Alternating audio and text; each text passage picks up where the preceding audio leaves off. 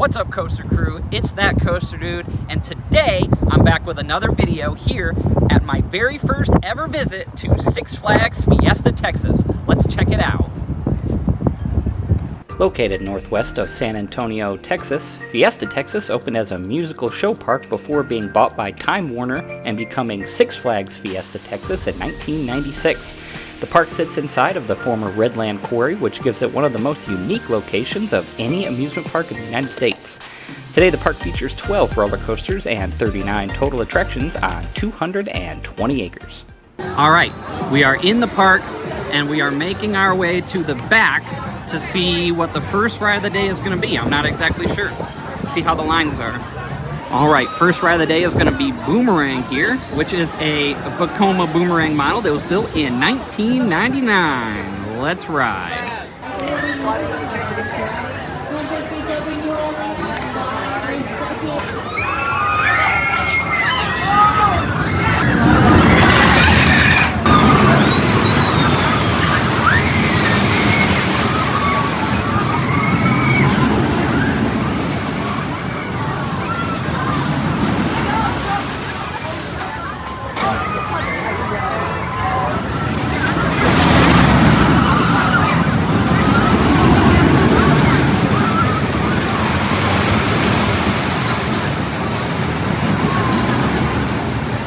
Alright, just got off my ride of Boomerang, and this one does have the wide restraints with the shoulder straps, which definitely makes it a lot smoother than some of the other Boomerangs I've been on, so I appreciate that. But it is a very cloned coaster, so not a whole lot to say. It's a fun ride, but nothing special.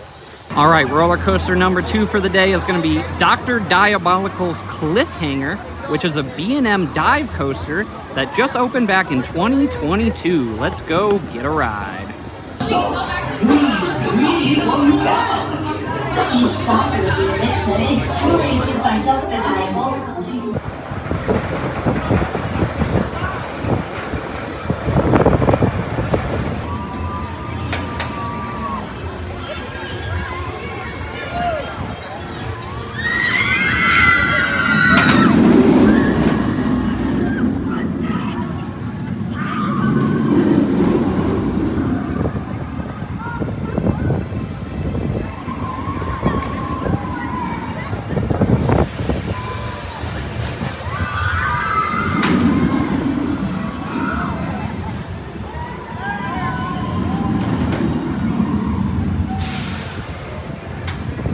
Alright, just got out of Dr. Diabolical's Cliffhanger, and B&M dive coasters are a great model. I love those hanging first drops.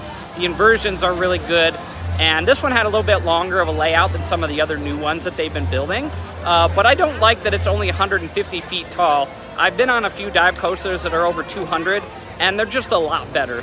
Either way though, this is still an elite coaster for me, and obviously right now my number 1 in the park. All right, roller coaster number 3 for the day is going to be Iron Rattler here, which is an RMC hybrid that opened in 2013. That was converted from the original Rattler wooden coaster. And anytime RMC touches a wooden coaster, they instantly make it better. This was my number 1 anticipated ride in the park. Let's go get a ride on it.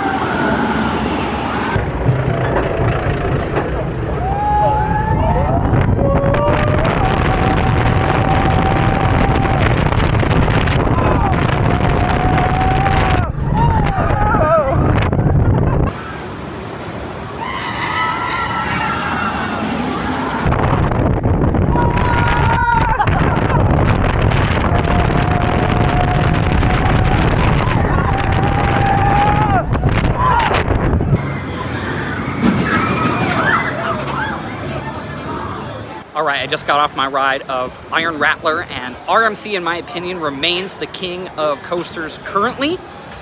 Even though this is not the best RMC I've done, the layout is not super long and it really bogs down in the middle, but it does have a couple of really elite moments, especially that curved first drop, which is absolutely amazing. So I do find it hard to believe this won't be my number one in the park, but again, not the best RMC I've ever done. All right, roller coaster number 4 for the day is going to be Roadrunner Express, which is an aerodynamics mine train coaster that was built in 1997. Let's ride.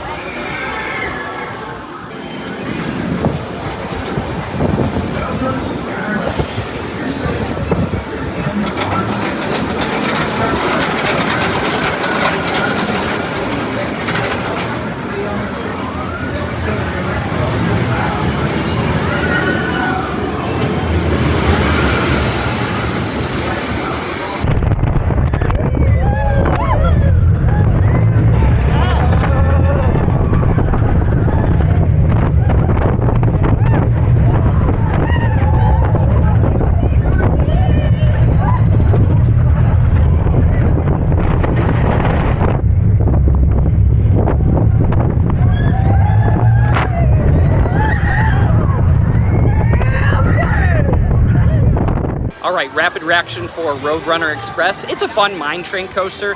It doesn't do anything too exciting, but it definitely has the best first drop on any mine coaster that I've ever done. So I'll definitely give it credit for that.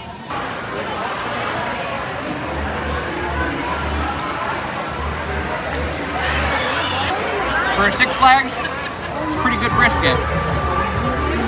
I give it 8 out of 10. What was that? Pulled pork? All right, roller coaster number 5 is Superman Krypton Coaster, which is a B&M floorless coaster that was built in 2000. And for 13 years, it held the title for the world's tallest vertical loop at 142 feet. Let's go give this a ride.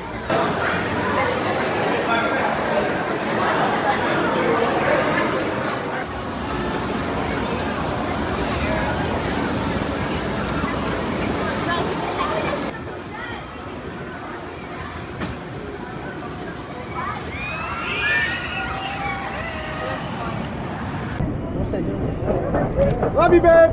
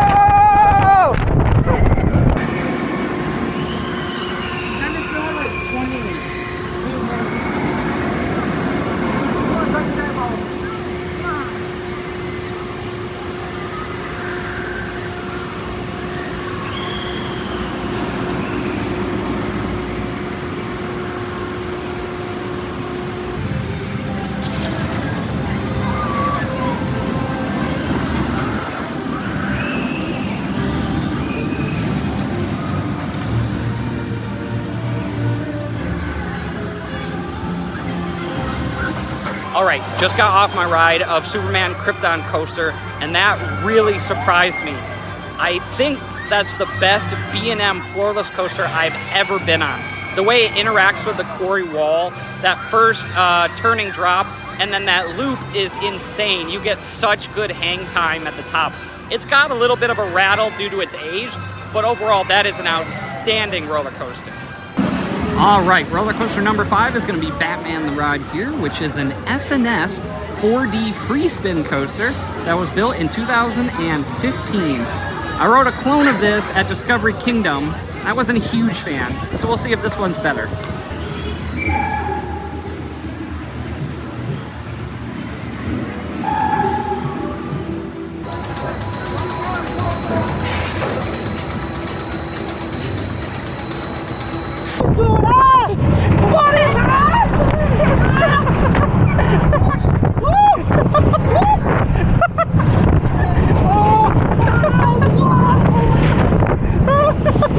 All right, just got off my ride of Batman, and I actually enjoyed this one quite a bit more than the one at Discovery Kingdom.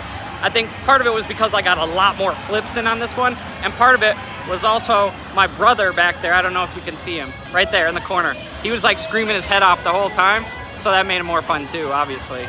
All right, roller coaster number 6 on the day is going to be Poltergeist here, which is a Premier Rides LIM launch coaster that was built in 1999.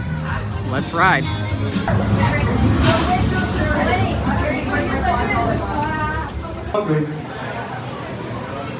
This one, sit back, relax, go.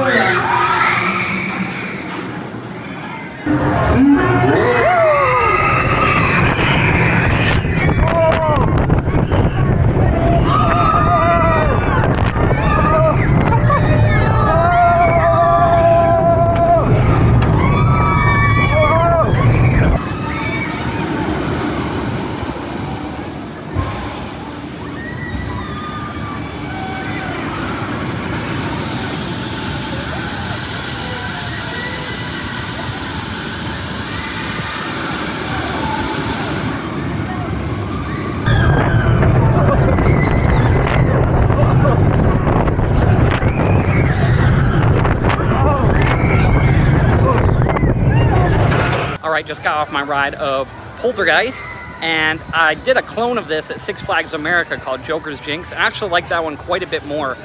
For whatever reason, that one just felt faster and was a bit smoother than this one. This one really beat us around, so it was okay. It's a fun ride, but I didn't love this one. Alright, roller coaster number 8 is Goliath, which is a B&M inverted coaster that opened in 2008. Let's ride.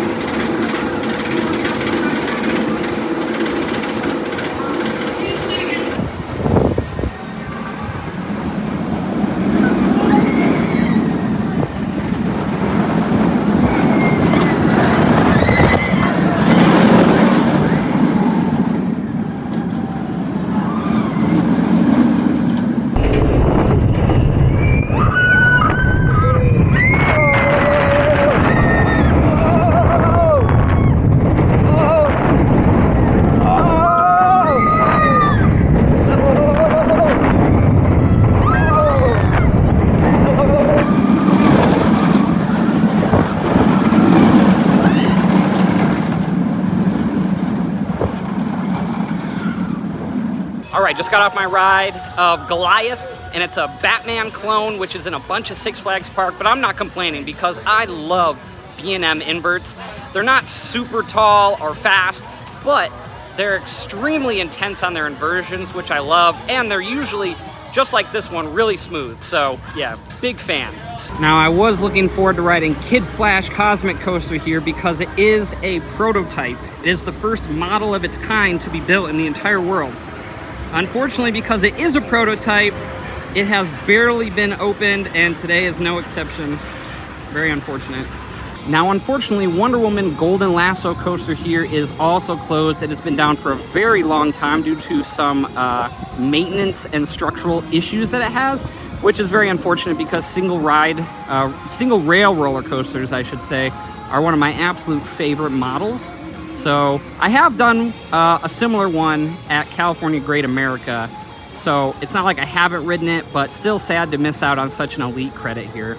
And the final roller coaster of the day, number 9, Pandemonium, which is a Gerstlauer spinning coaster that was built in 2009.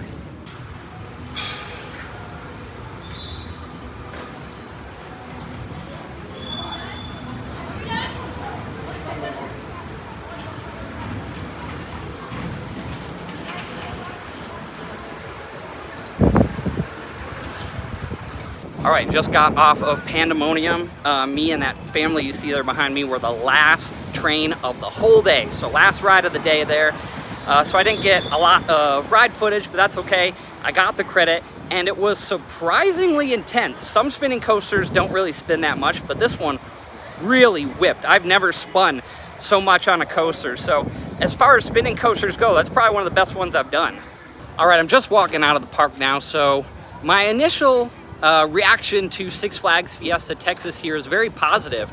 I've been to 4 Six Flags parks now on the channel, and this is my second favorite one as of right now. My negatives are that the Poltergeist operations were very slow, which was frustrating.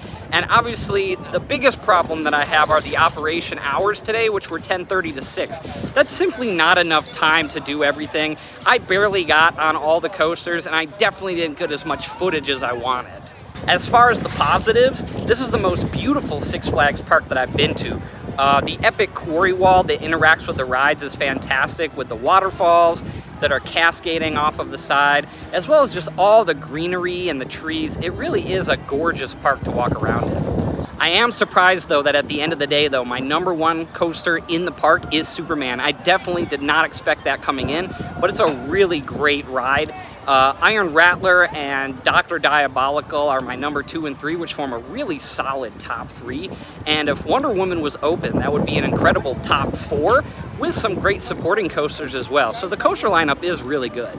All that being said, I did have a great day today. I just wish I could have spent a little bit more time in the park. That being said, it's time to do a little update on our coaster counts. After this park, we're going to be sitting at 22 total parks visited, and we're up to 88 total coaster credits, getting close to 100.